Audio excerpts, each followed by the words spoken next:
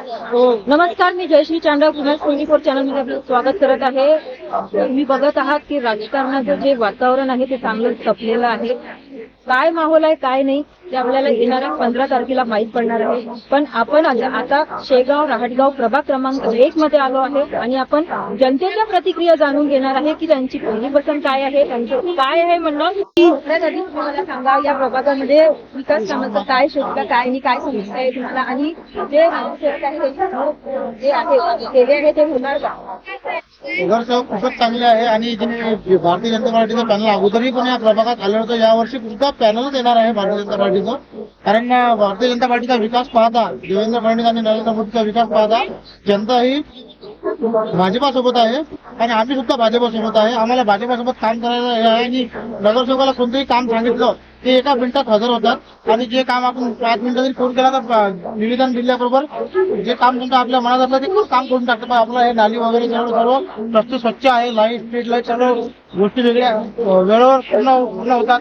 सर्व काम व्यवस्थित आहे सर्व. आणि पुन्हा टाकायला सुद्धा येतो शकतात तुम्ही बाबी.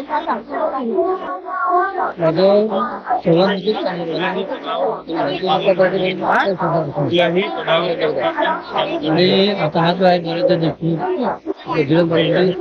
चांगले कार्यकर्ते आहेत, त्यामुळे जी नगरसेवक नसताना त्यांनी कामांना ध्यान लावून चांगले कामं केले. नारळचे स्ट्रीट वर झाडांचे चांगले काम करतात.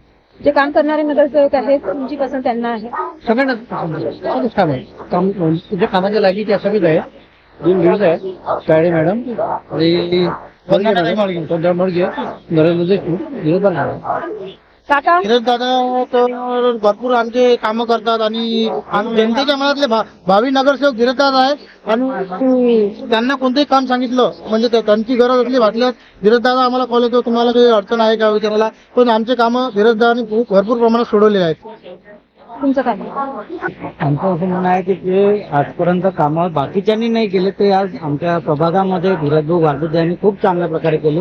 त्यावेळेस नगरसेवक असताना नगरसेवकांनी कामं नाही केले, ते नगरसेवक नसताना धीरजभाऊ गारबुद्दे यांनी सगळ्या प्रभागाला सगळ्यांना भेटबोट देऊन आणि त्यांच्या ज्या समस्या होत्या सगळ्या त्यांनी क्लिअर केल्या.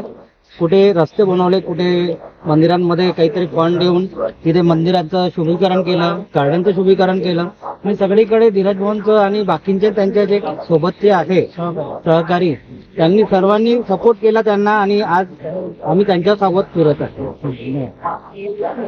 जसं की तुम्ही बघितलं की सगळ्यांची पसंत बीजेपी आहे, कमळ आहे. तर आता काय होणार आहे समोर ते 15 तारखेला माहीत पडेल. अशाच अपडेटसाठी आमच्यासोबत जुळून राहा. MS24 चॅनल बघत राहा. तोपर्यंत धन्यवाद.